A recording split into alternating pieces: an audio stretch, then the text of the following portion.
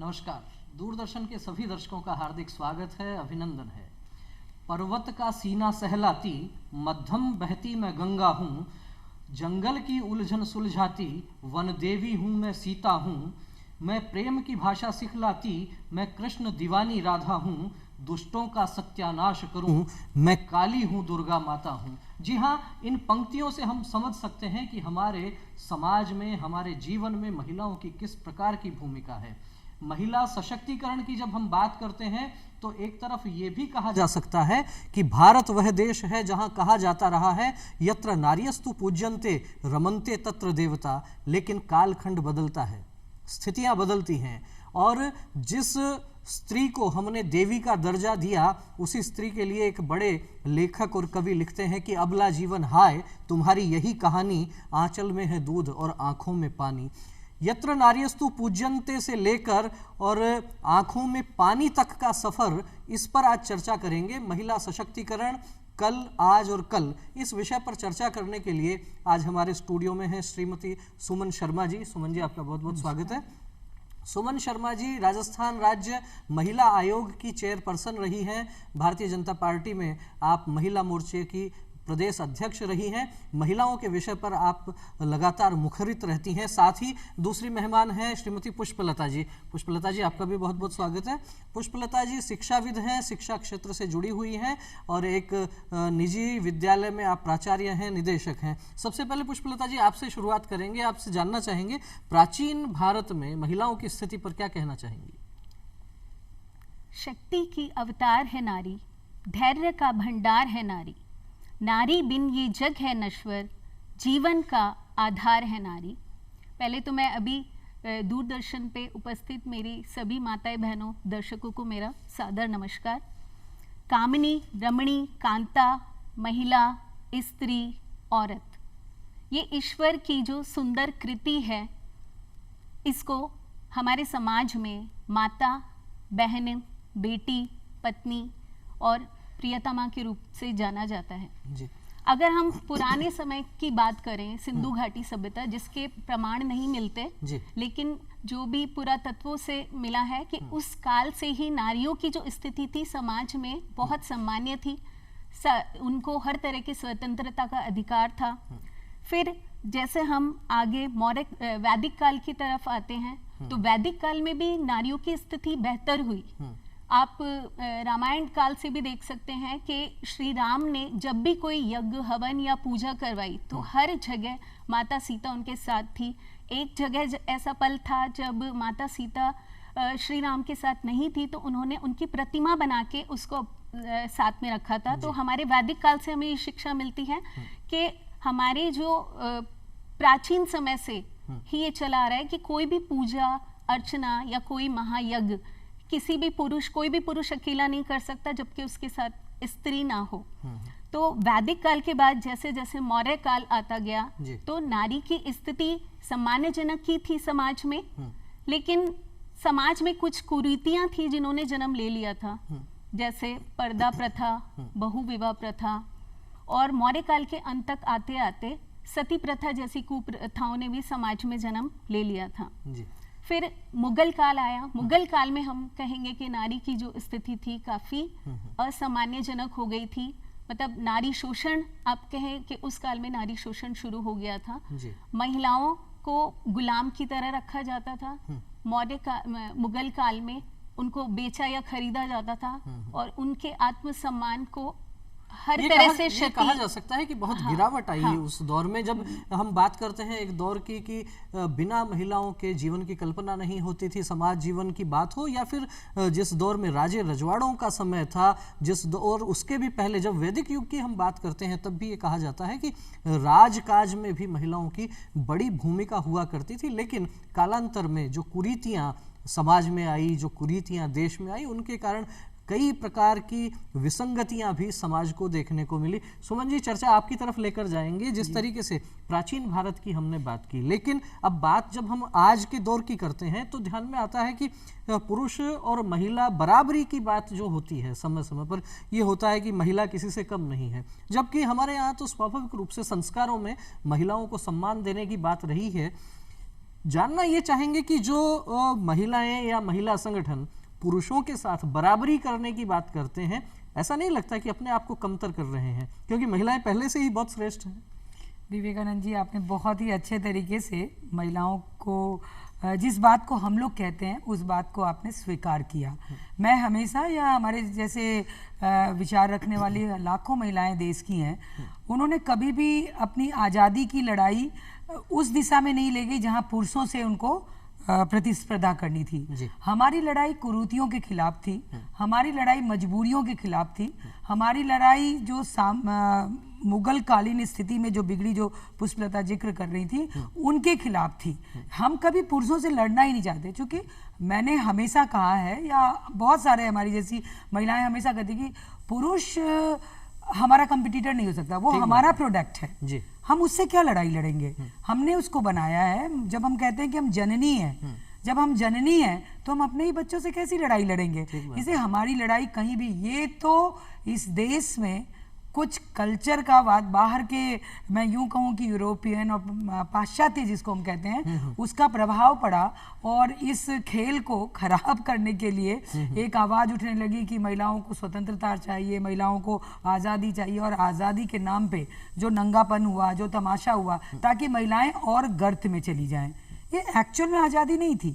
इसलिए दिशा को मोड़ देने के लिए, महिलाओं को और कमजोर करने के लिए एक कुचक्र रचा गया, जिसमें हम लोग फंसते चले गए। बहुत महत्वपूर्ण बात सुमन जी ने इस चर्चा के दौरान कही है कि जो आज़ादी की बात होती है, महिलाओं की स्वतंत्रता की जो बात होती है, उसको एक अलग एंगल दिया गया है। आपको उसमें अपने संस्कारों का स्मरण सदैव रखना पड़ेगा, पाबंदी किसी चीज़ की नहीं होती है। मुझे ध्यान आता है अक्सर जब एक कथा में कुछ लोग ऐसा कहते हैं कि बच्चों को जो है वो रात रात भर घूमने की यदि छूट है तो बच्चियों को क्यों नहीं है। और इस पर बड़ा अच्छा किसी ने जवाब दिया कि आपके घर के बाहर यदि लोहे का कोई टुकड़ा पड़ा है तो उसकी सुरक्षा कितनी की जाती है, लेकिन यदि कोई आभूषण सोने का या चांदी का है तो उसकी कितनी सुरक्षा की जाती है। बहरहाल विषय कई सारे हो सकते हैं, इस विषय को लेकर कई सारी बातें हो सकती हैं, लेकिन सुमन जी से जो चर्चा हो रही है उसमें विषय ये निकल कर आ रहा है कि आप अपनी स्वतंत्रता के साथ अपने संस्कारों को भी देखते रहें।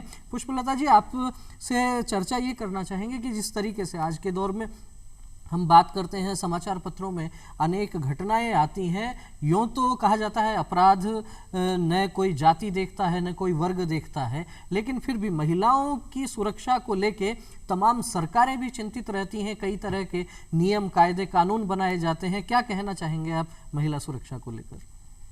सर, वैसे तो जो भारत देश है, मतलब यहाँ नारियों की स्थिति काफी सम्मानीय है, सम्मानजनक रही है, लेकिन आप देखिए क्या आज हम ये डिस्कस कर रहे हैं कि क्या यहाँ नारी सुरक्षित है, तो अगर आपने ये प्रश्न किया, इस प्रश्न से ही सामने आता है कि नारी सुरक्षित नहीं है। तो कहीं ना कहीं हमारे समाज में जैसे एक अच्छाई है तो बुराई भी है संस्कारों की, कि वो बुराई हावी हो गई है। और आप देखिए, ये नहीं कि नारी जब एक लड़की है या औरत है, जब कन्या गर्भ में आती है तभी से उसकी सुरक्षा की चिंता शुरू हो जाती है, क्योंकि आपने देखा है इस पे सरकार ने कई कानून भी बनाए हैं कि कन्या भ्रूण हत्या नहीं कराना है। तो कन्या जैसे ही गर्भ में आती है तब से उसकी सुरक्षा का शुरू हो जाता है। उसके बाद आप देखिए वो 2 महीने की हो, 9 महीने की हो, 16-12 वर्ष की हो या 60, हम उसके बलात्कार या ऐसे घटनाएं हम आम सुनते रहते हैं, लड़कियों की टीजिंग और इस तरह के अपराध। अब 2012 का जो निर्भया कांड था, उसने आप देखिए हमारे पूरे देश को हिला के रख दिया। वो ऐसी एक स्थिति थी, एक ऐसा देश में माहौल बना था कि चारों तरफ ऐसा लग रहा था कि हाँ कुछ डिसीजन तो होने वाला है, और पूरे देश को उस घटना ने जो हिलाया, जो आंदोलन हुआ, उसके बाद एक रिजल्ट भी निकल के आया। सरकार ने इसको लेके बहुत सख्त कानून बनाए और महिलाओं के लिए, उनकी सुरक्षा के लिए काफी उपाय किए गए। लेकिन आप खुद देखिए क्या वो उपाय इफेक्टिव हुए? निश्चित रूप से हम कह सकते हैं कि जिस तरीके से बल्कि निर्भया अपराध- कांड की जब बात होती है तो वास्तव में एक प्रश्न चिन्ह लगता है समाज पर भी और ऐसे लोगों की सोच पर भी। लेकिन दूसरी तरफ हम बात करते हैं यदि महिला सशक्तिकरण की, तो ध्यान में आता है कल्पना चावला का नाम हो या नाम हो सुनीता विलियम्स का, ये ऐसे नाम हैं जिन्होंने, हम कह सकते हैं कि तमाम वर्जनाओं को भेद कर अंतरिक्ष तक की यात्रा इन्होंने की है। बात संतोष यादव की भी की जा सकती है, एक महिला होने के बावजूद जिनके कदमों ने अनेक बार हिमालय तक को नीचा दिखाया है। ये कहा जा सकता है कि साहस की पराकाष्ठा जब महिलाएं करती हैं। लेकिन दूसरी तरफ समाज की क्या जिम्मेदारी है, एक ज्वलंत विषय है। चर्चा आगे बढ़ाते हुए सुमन जी आपसे जानकारी ये चाहेंगे कि जिस तरीके से समाज में महिलाओं के सम्मान की बात होती है, लेकिन एक दौर पिछले 20-25 वर्ष से हमारे देश में भी चल पड़ा है। अनेक अलग अलग अवसर हैं, कभी कोई फादर्स डे मनाया जाता है, कभी मदर्स डे मनाया जाता है, ऐसे महिलाओं के लिए भी कोई एक दिन निश्चित कर दिया जाता है। क्या कहना चाहेंगे भारतीय संस्कृति में, भारतीय परंपराओं में ये जो अलग अलग प्रकार के दिन हैं, इनकी क्या कोई उपयोगिता आपको लगती है? देखिए, एक्चुअल में इनकी कोई उपयोगिता नहीं, हर दिन हमारा है।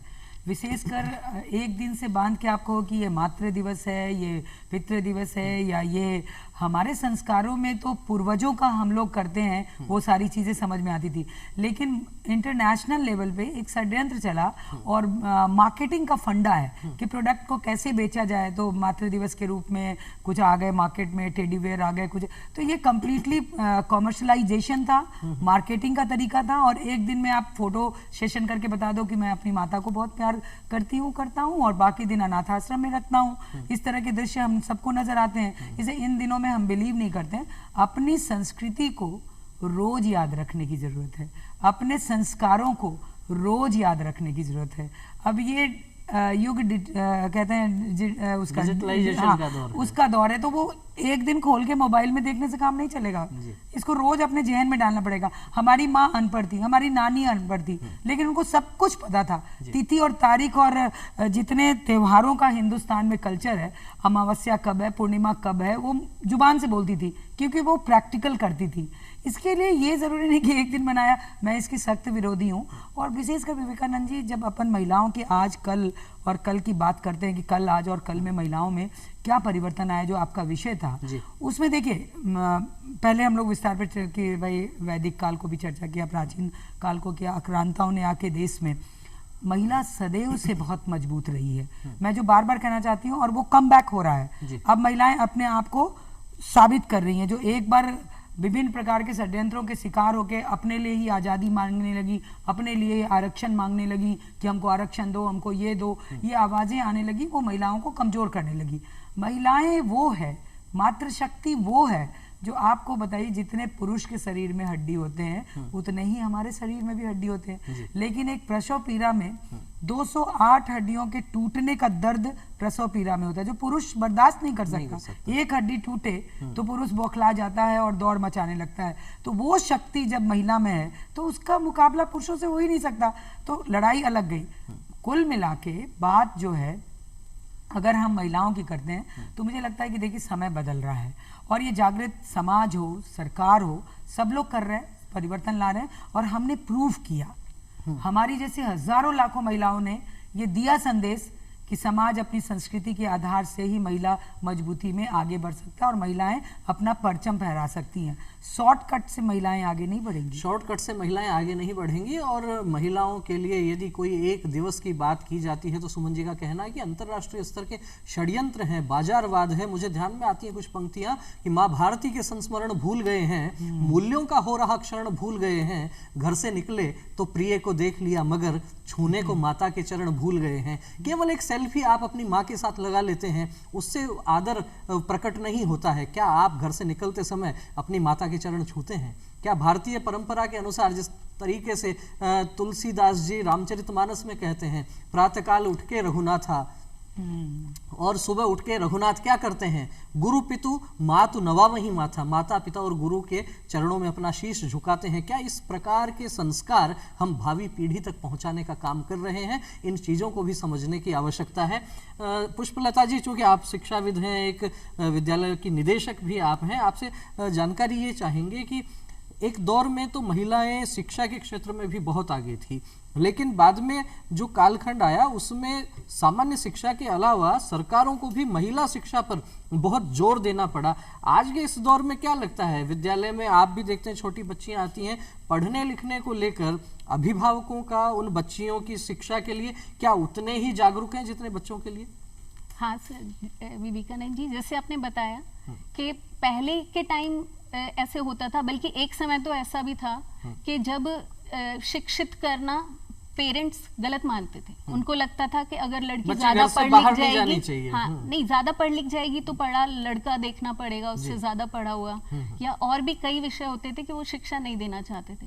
लेकिन आज 21वीं सदी के बाद शिक्षा के क्षेत्र में एक क्रांतिकारी बदलाव आया है, और हर इंसान, हर माँ बाप ये चाहता है कि उसकी बच्ची पढ़ लिख कर आगे निकले। और आज देखिए हमारी जो बेटियां हैं वो बेटों से बढ़ के, आप देखिए 10वीं का रिजल्ट देखिए, 12वीं का रिजल्ट देखिए, सभी रिजल्ट में अगर आप कंपेयर करें तो लड़कों से ज़्यादा जो है लड़कियां परचम लहरा रही हैं और वो अच्छे अंक ला रही हैं। सरकार भी जैसे बेटी बचाओ बेटी पढ़ाओ जैसी मुहिम चला के एक अच्छा संदेश दे रही है, और इस मुहिम का असर भी हुआ है। लेकिन जैसे सिक्के के दो पहलू होते हैं, एक अच्छा होता है, एक बुरा भी होता है। तो मुझे लगता है कि जैसे सरकार जो कर रही है ये सारा प्रचार प्रसार, इसका मतलब नीतियां अच्छी बन रही हैं, काम अच्छे सोचे जा रहे हैं, मतलब प्लानिंग अच्छी है, लेकिन आप ग्राउंड पे आके देखिए एग्जीक्यूशन में भी कुछ समस्याएं, एग्जीक्यूशन में बहुत ज्यादा समस्याएं हैं। आप देखिए बड़ी बिल्डिंग मिलेगी आपको, लेकिन अच्छे फैकल्टी नहीं मिलेंगे। आप एग्जांपल देख सकते हैं, जैसे अभी गवर्नमेंट ने इंग्लिश मीडियम स्कूल्स तो स्टार्ट किए हैं, लेकिन उनके पास इंग्लिश मीडियम के टीचर्स अवेलेबल नहीं है। तो ऐसे बहुत सारी कमियां मिल जाएंगी, बहुत सारे बड़े बड़े विश्वविद्यालय मिलेंगे, लेकिन वहाँ जो पर्टिकुलर सब्जेक्ट के फैकल्टी नहीं है। ऐसे काफी लड़कियां हैं, बच्चे हैं जो आंदोलन कर रहे हैं अपने टीचर्स के लिए, स्ट्राइक भी करते हैं, बट उसके बाद भी उन्हें अच्छे टीचर्स नहीं मिलते हैं। पुष्पलता जी का कहना है कि नीतियां अच्छी बन रही हैं, बेटी बचाओ बेटी पढ़ाओ, इस तरह की योजनाओं से भी एक आत्मविश्वास का संचार भी हो रहा है, और सुदूर गांव ढाणी में बैठे हुए व्यक्तियों तक भी सरकार अपना संदेश पहुंचा रही है। सुमन जी, आप लंबे समय से राजनीतिक क्षेत्र में काम कर रही हैं। राजनीतिक क्षेत्र को उखाड़ पछाड़ वाला क्षेत्र कहा जाता है, और उसमें भी खासतौर पर जब हम चुनावी राजनीति की बात करें तो हम सब जानते हैं जिस तरीके से राजनीति चलती है। आपको किस प्रकार की चुनौतियों का सामना करना पड़ा, और राजनीतिक क्षेत्र में आज के इस दौर में, बदलते भारत में, नए भारत में महिलाओं के लिए किस प्रकार की चुनौती देखते हैं? देखिए, हमने सदैव कहा है कि राजनीतिक चाहे पुरुष की हो चाहे महिलाओं की है, ये बहुत ही पथरीली डगर है। और महिलाओं के रूप में जब देखते हैं, चूंकि इसको पितृसत्तात्मक के रूप में पुरुष लोग लेते हैं कि हमारा ये मैदान है और यहाँ हमारा ही राज चलेगा। बहुत संघर्ष, हमें भी उन आम महिलाओं की तरह, भाई हम कोई चांदी के चम्मच लेके तो पैदा नहीं लिए, या कोई बहुत बड़ा बैकग्राउंड गांधी फैमिली की तरह नहीं हमारे साथ, तो संघर्ष तो हमारे जीवन में भी रहा। लेकिन मैं हमेशा कहती हूँ कि महिलाओं के अंदर अगर गट्स है और वो अपनी शक्ति को पहचानती हैं, तो कोई भी राह पथरीली नहीं होती है, वो फूल की तरह खिलने लगते हैं। तो हमने बहुत मेहनत करके अपने मुकाम को पाया। तो मैं इसीलिए हमेशा कहती हूँ, कई बार लोग इसका विरोध भी करते हैं कि महिला का जो है कि भाई आइडियल वुमेन कौन है, हम किसको माने, हम झांसी की रानी को मानते हैं, हम बाकी आजकल हीरो हीरोइन को लोग लाइक करते हैं। लेकिन मैं हमेशा कहती हूँ कि जिसके माथे पे बिंदी हो और हाथ में अब तलवार की जरूरत नहीं, कलम की जरूरत है, और गोद में बच्चा हो, वही संपूर्ण नारी है, और वही हमारे लिए रोल मॉडल नारी की है। इसीलिए मैं एक दो शब्द के साथ अपनी बात को महिलाओं को समर्पित करूंगी कि आया समय उठो तुम नारी। अब सरकार या इनके उनके भरोसे मत रहो, खुद को जागृत करो। आया समय उठो तुम नारी, युग निर्माण तुम्हें करना है, आजादी की खुदी नींव में तुम्हें प्रगति पत्थर भरना है। अपनों को कमजोर न समझो, मतलब अपने को कमजोर न समझो, जननी हो संपूर्ण जगत की, गौरव हो अपनी संस्कृति की, तुम्हें नया इतिहास देश का अपने कर्मों से रचना है, अपने संस्कृति से रचना है। ये चीज जरूरी है। उठो नारी, जागो, अब वक्त आ गया है। अब किसी के चेहरे को देखने की जरूरत नहीं है, दो हाथ मजबूत करके आगे बढ़ो। मुझे लगता नहीं है कि कहीं कोई दिक्कत आती है। और ये रोना भी बंद कीजिए कि मैं महिला हूँ, मैं कोमल हूँ, मैं कमजोर हूँ, मैं ये दोनों चीज के साथ मजबूत हूँ। और झांसी की रानी ने अपने सल्तनत के लिए क्या कमाल कर दिया था। तो वो शक्ति को पहचानिए और निकल पड़िए। बहुत महत्वपूर्ण बात कही है और साथ ही संदेश भी दिया है सुमन जी ने कि आप कमजोर नहीं हैं, मजबूती के साथ में आप अपनी राह पर अपने उद्देश्य के लिए आप आगे बढ़िए, निश्चित रूप से सफलता आपकी प्रतीक्षा कर रही है। आर्थिक युग है पुष्पलता जी आज का, और सामान्यतः हम परंपरागत घरों की यदि बात करते हैं तो ये देखा जाता है कि पुरुष जो है उसके जिम्मे आर्थिक व्यवस्था रहती है, महिलाओं के जिम्मे जो है वो घर का प्रबंधन रहता है। लेकिन बदलते दौर में ये भी कहा जाता है कि जितने हाथ उतना काम। क्या कहना चाहेंगी नए जो बच्चे, नए जो विद्यार्थी आ रहे हैं आजकल, उनमें खासतौर पर बच्चियों में भी आर्थिक स्वावलंबन को लेकर किस प्रकार के विचार पुष्पित पल्लवित हो रहे हैं? ये बात सही कही विवेकानंद जी आपने कि जो भारतीय समाज है वो पुरुष प्रधान समाज है, और वैसे नारियों को यहाँ दूसरा दर्जा दिया जाता है। और आपने देखा है हमारे भारत देश की जो अधिकतर महिलाएं हैं वो पुरुषों पर ही आश्रित हैं। और जहाँ तक कि आप सेल्फ डिपेंड होने की बात करते हैं, तो इसमें अगर आप देखें तो हमारे समाज में जो पुरुषों को आप कैटेगराइज कीजिए, तो एक तो बहुत अपर लेयर है जिसमें वेल क्वालिफाइड, वेल ट्रेन्ड और अच्छी संपन्न परिवार से जो महिलाएं वो आती हैं। तो वहाँ तो देखिए वो सब अच्छे लेवल पे अच्छी जॉब्स हैं उनके पास, they are earning in lakhs. फिर अगर हम एक निचला दर्जा देखें जहाँ पे अनपढ़, अनस्किल्ड, अनट्रेन्ड औरतें आती हैं, वो भी लेबर क्लास में अपना काम अगर वो चाहे तो, नहीं चाहे तो नहीं मिलता काम, पर अगर चाहे तो वो घर का काम या कोई मजदूरी का काम कर सकती हैं। एक मिडिल लेयर भी है, वो मिडिल लेयर है जो जहाँ इतना बैकअप नहीं है, अच्छी क्वालिफिकेशन भी नहीं है उनके पास, अच्छी ट्रेनिंग भी नहीं है। तो अब ऐसे इवन कई फैमिली में तो ऐसी महिलाएं भी हैं जिनको घर से बाहर निकलना भी अलाउ नहीं है। जैसे अब कुछ दिनों पहले ही मेरे पास एक मेरी पड़ोस से एक महिला आई, उसने बोला मैडम जी मुझे काम बताइए, आप तो काम करती हैं तो मुझे भी काम बताइए। तो मैंने उनसे पूछा आप क्या काम करोगे, कि मुझे कुछ आता नहीं है करना और मेरे पति भी मुझे बाहर नहीं अलाउ करेंगे, तो मुझे कोई ऐसा काम बताइए जो मैं घर पे करूं। तो आप देखिए जो बड़े बड़े शहर हैं, आप दिल्ली, जयपुर, बड़ी सिटी में तो ऐसे भी काम मिल जाएंगे जो महिलाएं घर पे लेके कर सकती हैं। लेकिन अगर हम छोटे कस्बे, छोटी ढानी या इस तरह के एरिया की बात करें तो वहाँ तो ऐसे काम भी नहीं है। तो वहाँ पे जो, और आप देख कोरोना का जो ये समय है, ये ऐसा समय आया कि यहाँ पे पुरुषों भी जो है आर्थिक जो है इशू सबके साथ चल रहे हैं, तो उसका जो प्रॉब्लम है वो औरतों को ज़्यादा फेस करनी पड़ रही है, क्योंकि कहीं ना कहीं पुरुष में एक सेल्फ रिस्पेक्ट होती है कि अपनी पत्नियों को बाहर नहीं जाने देना चाहते, और वो पत्नी इस मतलब लेवल भी नहीं है उसका, तो वो ये भी नहीं चाहते कि मेरी पत्नी कुछ इस विचार को बदलना पड़ेगा कि यदि पुरुष ये सोचते हैं कि महिला केवल घर की चार दीवारी के भीतर ही कैद रहे, इस विषय को, इस विचार को कहीं ना कहीं बदलने की आवश्यकता है, क्योंकि देश की आधी आबादी को आप कुछ सीमाओं में बांध कर नहीं रख सकते। यदि देश का संपूर्ण विकास आपको करना है तो निश्चित रूप से आधी आबादी को भी उसमें योगदान देना ही होगा। सुमन जी, चर्चा को लेकर जाएंगे फिर एक बार उसी तरफ जो हम बात कर रहे थे, महिलाओं की आज़ादी की जो बात हम कर रहे थे, उनकी स्वतंत्रता की जब हम बात कर रहे थे। लेकिन इस विषय को लेके एक नाम जो है पिछले कुछ वर्षों से हम लोग सुन रहे हैं, लिव इन रिलेशनशिप। इसको लेके बहुत चर्चाएं होती हैं, अलग अलग प्रकार की चर्चाएं होती हैं। एक तरफ कुछ लोग कहते हैं कि ये महिलाओं की स्वतंत्रता का, स्वच्छंदता का विषय है, दूसरी तरफ चारित्रिक विषय को भी इसके साथ में जोड़ा जाता है, कुछ विषय परंपराओं का भी जोड़ा जाता है। क्या कहना चाहेंगी? देखिए, बहुत ही दुर्भाग्य है हमारे देश के लिए कि एक नए तरह का कल्चर देश में डेवलप हो रहा है। एक समूह है जो इस संबंध को बहुत ही मैं कहूँगी कि जोर शोर से उठाता है, और इस चीज़ को आज़ादी के नाम पे कि हमारी आज़ादी है, हम आज़ाद देश में रहते हैं, हमें जैसे रहने की इच्छा हो हम वैसे रहेंगे। हमारे देश में एक व्यवस्था है जिसको शादी व्यवस्था कहते हैं, और ये समाज का एक स्वरूप है, क्योंकि हम लोग मनुष्य हैं, जानवर नहीं हैं।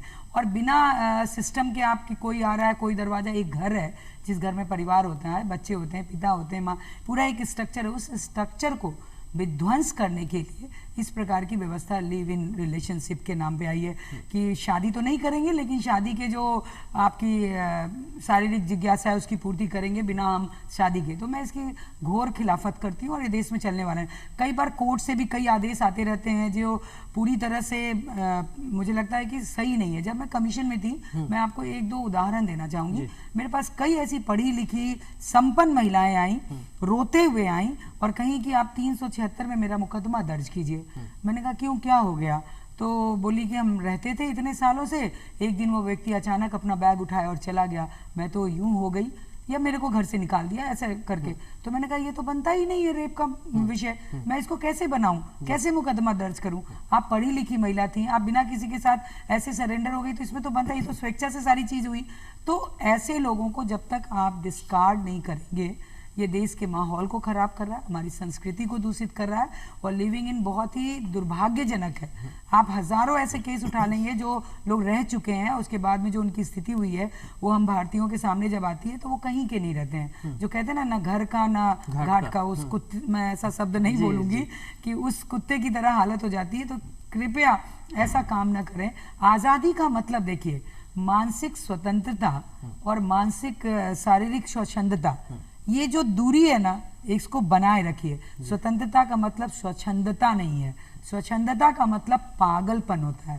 पागलपन यानी मैडनेस, हर चीज की खराबी होती है। स्वतंत्र रहिए, अच्छी बात है, लेकिन स्वच्छंदता की ओर मत बढ़िए। सुमन जी का कहना है कि स्वतंत्रता अच्छी चीज है, लेकिन उसको आप अपनी सीमाओं का आप ध्यान रखिए। और जिस प्रकार के नए टर्म आजकल आ रहे हैं, भारतीय परिवार की जो पद्धति है उस पर कहीं ना कहीं आघात करने के प्रयास हो रहे हैं, कुछ षड्यंत्र रचे जा रहे हैं अंतर्राष्ट्रीय स्तर पर। क्योंकि अक्सर पूरी दुनिया ने यह देखा है कि भारत की यदि कोई ताकत है तो वो भारत की परिवार व्यवस्था है, भारत की कोई ताकत है तो यहाँ की परंपराएं हैं, यहाँ के संस्कार हैं। और उन पर जब आघात होने लगता है तो निश्चित रूप से जिस वर्ग में आघात होता है उसी वर्ग से आवाज आनी चाहिए। सुमन जी ने इस विषय में अपना पक्ष भी रखा है, और निश्चित रूप से हम कह सकते हैं कि इसके साथ ही हमें ध्यान रखना होगा कि हमारे आदर्श कौन हो सकते हैं। चर्चा में यह भी विषय आए कि आप यदि केवल कुछ फिल्मों में काम करने वाले, कुछ टीवी पर दिखने वाले लोगों को केवल आदर्श मानने लगेंगे तो कहीं ना कहीं पतन की ओर जा रहे हैं। हमारी बड़ी विशाल, बड़ी समृद्ध परंपराएं हैं जिनमें हम कहते आए हैं, सीता सावित्री दुर्गा माँ फिर घर घर भर दे। जब हमें ज्ञान की आवश्यकता होती है, माता सरस्वती के चरणों में शीश झुकाते हैं। जब हमें शक्ति चाहिए होती है तो माँ दुर्गा की आराधना करते हैं, और जब बात आर्थिक समृद्धि की होती है तो माँ लक्ष्मी के चरणों में हम प्रणाम करते हैं। और साथ ही हम यत्र नार्यस्तु पूज्यन्ते का भाव रखते हैं। आज महिला सशक्तिकरण के विषय पर चर्चा करने के लिए आपने, सुमन जी, समय दिया, आप हमारे स्टूडियो में पधारे, आपका बहुत बहुत धन्यवाद। पुष्पलता जी, आप भी पधारे, आपका भी बहुत बहुत धन्यवाद। सभी दर्शकों का पुनः एक बार बहुत बहुत धन्यवाद। नमस्कार।